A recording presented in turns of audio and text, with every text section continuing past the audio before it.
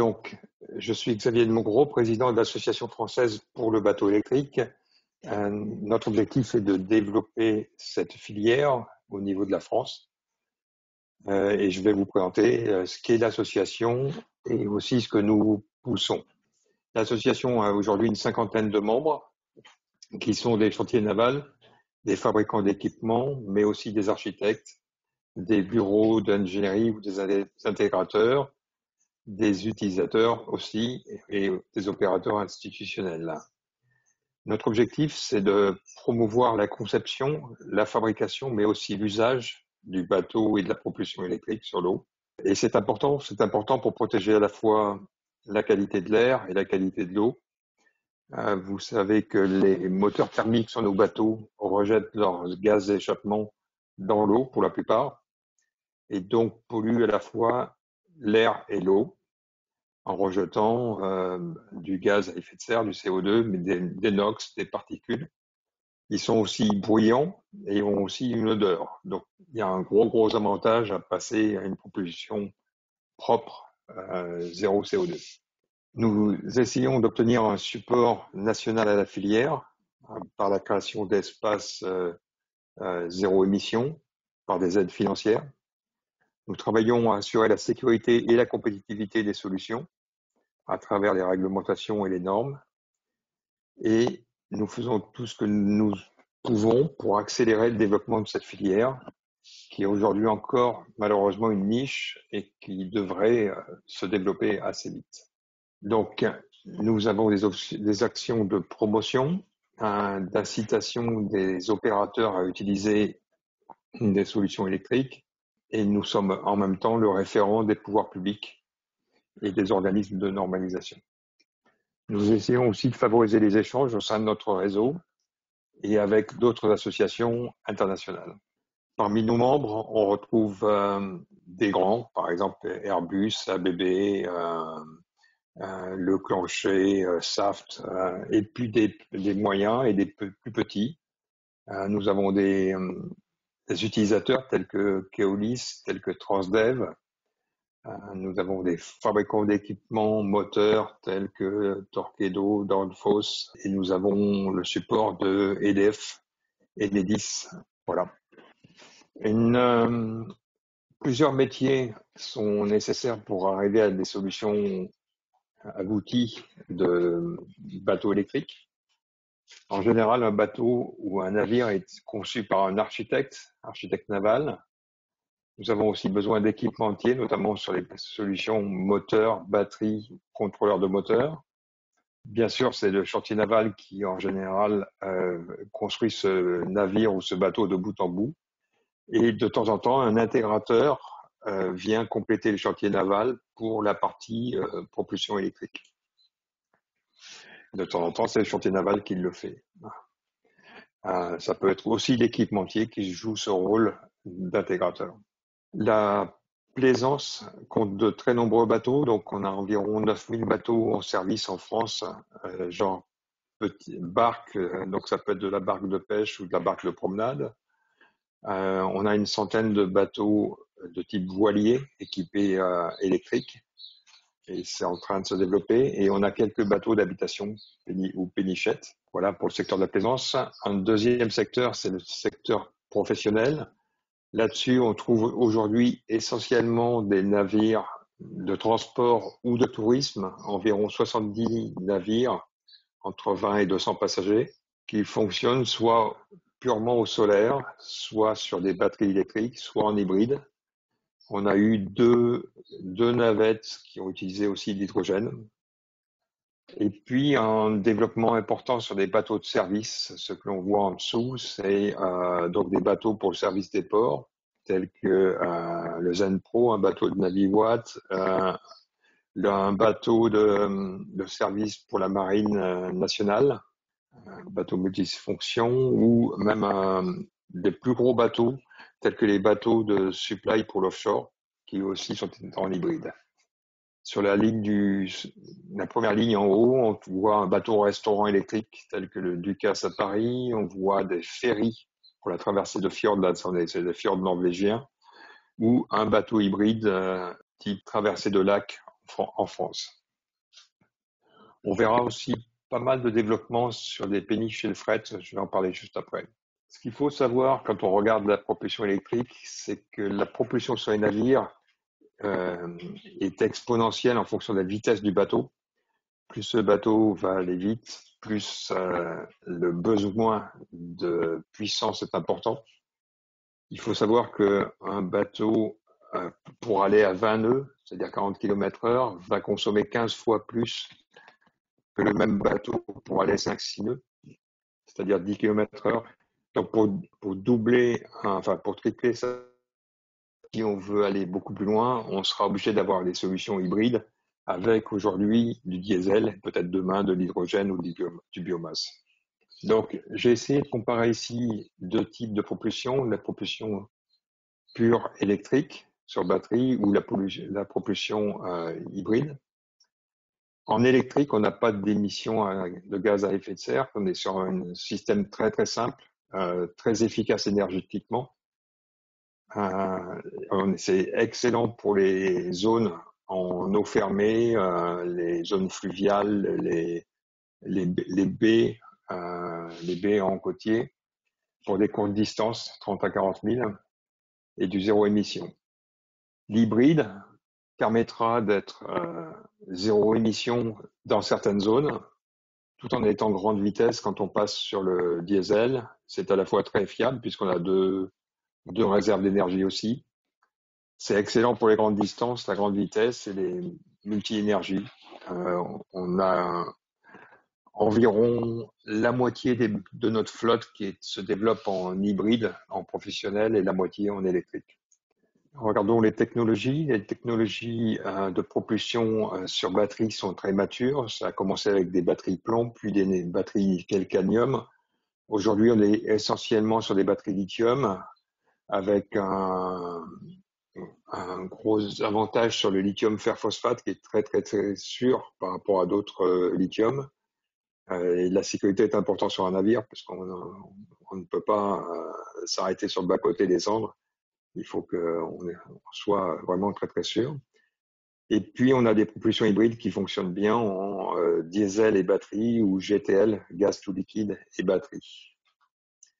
Les technologies à développer sont des propulsions à hydrogène ou des propulsions hybrides avec l'hydrogène ou la biomasse. Quand je dis que ces technos sont matures, notre association a plus de 25 ans et les solutions de navires professionnels passagers, par exemple, ou des flottes de plaisance en grand nombre sont en place depuis plus de 15 ans. Donc on a un très très bon recul sur la technologie. Tout est disponible pour fabriquer ces bateaux. Nos recommandations en termes d'utilisation, c'est d'utiliser des propulsions batterie pour tout ce qui est plaisance fluviale et côtier, et d'être en hybride dès qu'on va beaucoup plus au large.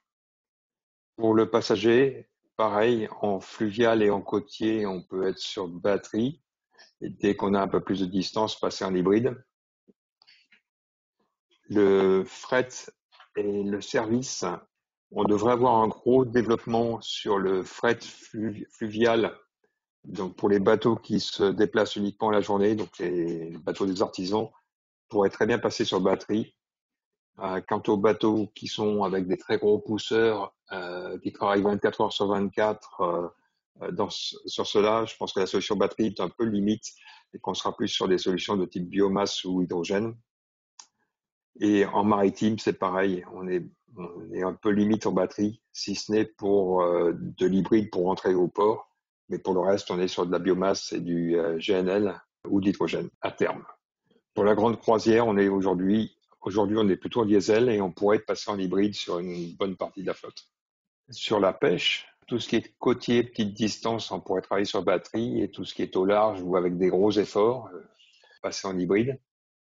L'aquaculture en côtier, vocation à passer en électrique sur batterie, des solutions très très simples. Les crew boats, donc les bateaux pour amener les équipages ou les pilotines de la même façon, sont souvent hybrides parce qu'ils doivent aller vite sur certaines zones, et même si ils peuvent passer sur électrique dès qu'ils sont en attente ou dans des zones protégées. de même que les remorqueurs. Et les navires offshore, c'est des navires qui passent aujourd'hui plus de la moitié de leur temps en attente sur zone. Et ils ont tout intérêt à être en hybride pour ne pas consommer quand ils sont en attente. Je vais vous présenter une action qu'on est en train de mener avec le gouvernement. On va bientôt sortir du Covid et sortir du confinement. Il est important de relancer l'économie et nous essayons de faire en sorte qu'elle soit relancée de façon à valider la transition énergétique et une transition très écologique. Pour ça, nous poussons au maximum la propulsion électrique. Elle est à même de répondre à des besoins économiques et écologiques et en même temps devrait nous permettre, au niveau de l'industrie et de la filière, de devenir leader au niveau mondial. La France a un gros savoir-faire au niveau de ses chantiers navals, un gros leadership sur la plaisance, un certain leadership sur le professionnel aussi. Nous avons toutes les compétences et nous pourrions tout à fait devenir leader mondial. Pour cela, nous demandons à faciliter l'acquisition de bateaux électriques et hybrides rechargeables en étendant les systèmes de suramortissement qui sont passés sur la loi de finances 2020, en exonérant de TVA les services de recharge. Nous souhaitons aussi continuer à pousser la transition pour les plaisanciers. Vous savez que au sein de la loi LOM, on a pu obtenir 1% de place de port réservée aux bateaux électriques. On va essayer de pousser jusqu'à 5%. Et nous aimerions bien avoir une prime par kilowatt installé sur les bateaux. Ensuite, nous continuons à promouvoir, et c'est intéressant de le partager aussi avec le réseau Respect Océan, des zones zéro émission.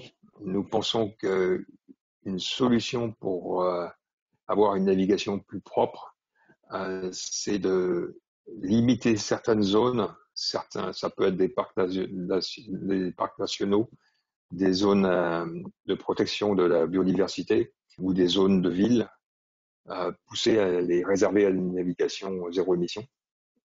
Et puis, nous cherchons à accompagner les collectivités territoriales et encourager le déploiement de solutions de bateaux électriques pour leur flotte. Nous sommes prêts pour la décarbonation des flottes, tout électrique si l'autonomie, les distances parcourues le permettent, ainsi que la vitesse. Hybride pour les solutions intermédiaires, aller vite de temps en temps et être zéro émission dans certaines zones. L'hydrogène étant encore en développement, on a eu deux bateaux en essai en passagers. Et puis nous promouvons aussi le chargement à quai des gros bateaux, des gros navires, de façon à ce qu'ils puissent arrêter en route quand ils sont à quai. Et de cette façon, on a arrêté de polluer l'air et l'eau, notamment quand ils sont en ville.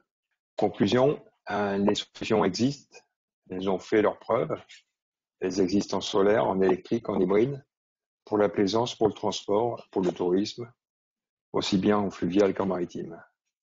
Nous sommes en face de solutions qui sont prêtes à être développées et c'est une vraie opportunité pour la France.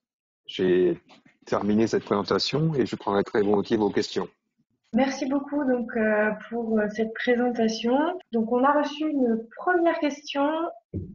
Qu'en est-il des sources d'énergie renouvelables pouvant être installées à bord des navires pour alimenter leurs annexes électriques en renouvelables? Donc on a de très bonnes solutions en panneaux solaires qui permettent de naviguer et notamment pour tout ce qui est des équipements électriques, c'est largement suffisant, quelques panneaux solaires. Pour ce qui est de la propulsion, ça permet de naviguer avec des petits navires, avec quelques personnes à bord et sur des petites distances à petite vitesse. Donc pour une navigation sur le lac, le solaire est tout à fait possible. Ensuite, on a des solutions d'éoliennes, notamment on retrouve ça sur des voiliers. Et on a aussi la possibilité de régénération d'électricité, c'est-à-dire que sur un voilier qui avance à la voile, on peut mettre en mouvement son hélice principale ou rajouter des systèmes complémentaires qui récupèrent l'énergie du bateau en avançant, en faisant tourner une hélice qui va créer de l'électricité. Donc on a trois sources hydroliennes, éoliennes et solaires possibles sur les navires. Merci. Donc, on va passer à une deuxième question. Donc, pouvez-vous expliquer les contraintes pour la disponibilité de l'âge de verre, retard de la France pour les stations? Ah, je crois que c'était une question. Est-ce qu'il y a un retard de la France pour les stations? Alors, l'hydrogène est encore en phase de développement. L'hydrogène vert est encore très peu disponible. On en trouve un petit peu, mais on est sur des projets prototypes aujourd'hui.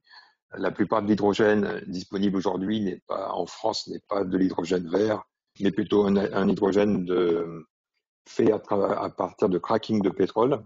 Là, il y a pas mal de projets qui vont voir le jour à partir d'électrolyse de l'eau pour fabriquer de l'hydrogène. Et ça va se développer en local. Donc la France a des projets plutôt locaux. D'autres pays ont des projets plutôt globaux, nationaux, pour fabriquer de l'hydrogène propre. On peut fabriquer de l'hydrogène propre à partir d'énergie solaire ou d'énergie éolienne. On peut aussi en fabriquer à partir de l'énergie électrique française et du nucléaire. Merci beaucoup. Donc, une autre question encore. Bonjour, selon vous, pour un voilier, quelle est la solution de propulsion la plus verte afin d'avoir assez de puissance? Alors, pour un voilier, la plus verte, c'est le vent et c'est la voile. C'est absolument clair. Maintenant, un voilier a besoin de moteurs pour ne serait-ce que les entrées de port.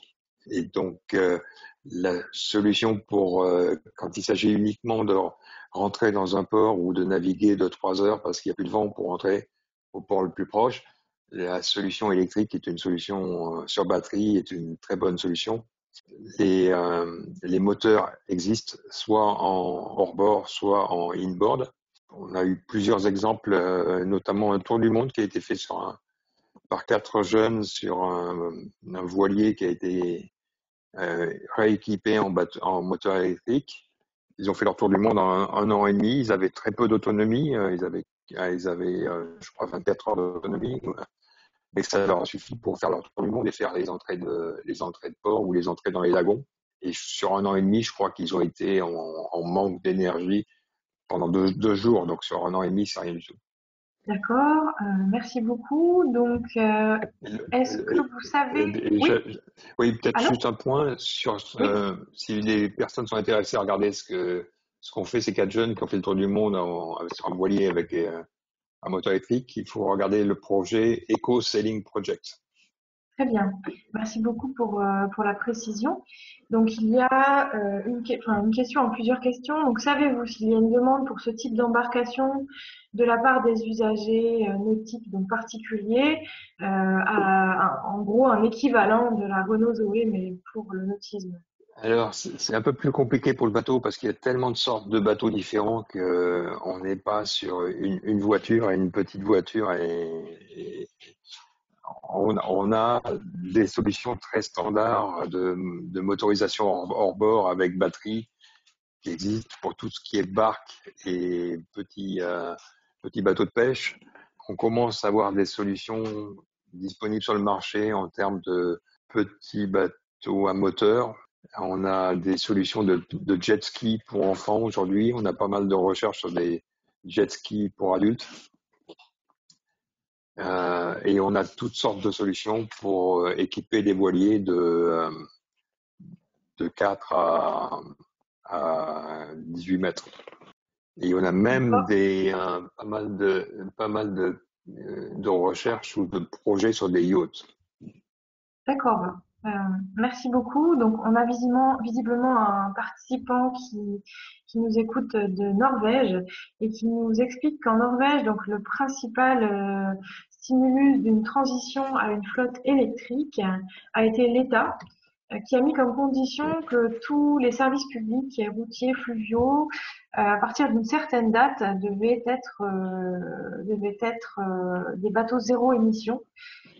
Quelles sont les incitations aujourd'hui pour les acteurs français, voilà, pour mettre en place une plus grande transition et qui voudraient renouveler leur flotte? Est-ce qu'il y a des clauses, par exemple, dans les marchés publics qui incitent les acteurs publics français à plutôt se diriger vers ce type de navire? Alors, c'est tout à fait vrai que la Norvège a fait une transition écologique très forte et brillante au niveau de son industrie vers du tout électrique. Et on retrouve beaucoup de navires, notamment les ferries, mais aussi des bateaux de pêche ou des bateaux de supply en électrique. On a un autre pays qui a fait des gros efforts, qui sont les Pays-Bas, avec notamment l'obligation sur Amsterdam ou le Friesland d'être en tout électrique pour tout nouveau bateau à partir de 2020 et être converti en électrique pour les anciens bateaux en 2025. On n'a malheureusement encore rien de semblable en France. On a un petit peu d'aide en suramortissement sur les bateaux professionnels. Et ça, c'est tout nouveau, c'est la loi de finances 2020. On a les places de port qui vont être mises à disposition pour des bateaux électriques, mais on a encore très très peu de zones qui sont réservées à de l'électrique. Et donc, c'est une des actions que nous poussons. Et nous aimerions bien avoir la même écoute que ce que l'on trouve en Norvège et aux Pays-Bas. Aujourd'hui, du coup, c'est la Norvège et les Pays-Bas qui sont les deux pays leaders au niveau mondial sur ces solutions de bateaux électriques. Et je pense que la France a tout à fait un rôle à jouer là-dedans. Merci beaucoup. Donc, pour compléter un peu votre réponse, on a une question qui me semble complémentaire et qui demande s'il y a un rétrofit pour le passage d'un ancien bateau à moteur thermique en électrique. Oui, il existe des solutions de rétrofit. Il existe des acteurs sur le marché français qui sont tout à fait capables de faire des rétrofits, que ce soit sur des bateaux de plaisance ou sur des bateaux professionnels. Donc ça existe et des solutions différentes pour tout type de bateau. Merci. Donc, est-ce que l'association a des projets en cours avec le monde de la pêche et quelles seraient les solutions Donc, la personne précise hybride fuel, biogaz, GNL, H2. Voilà.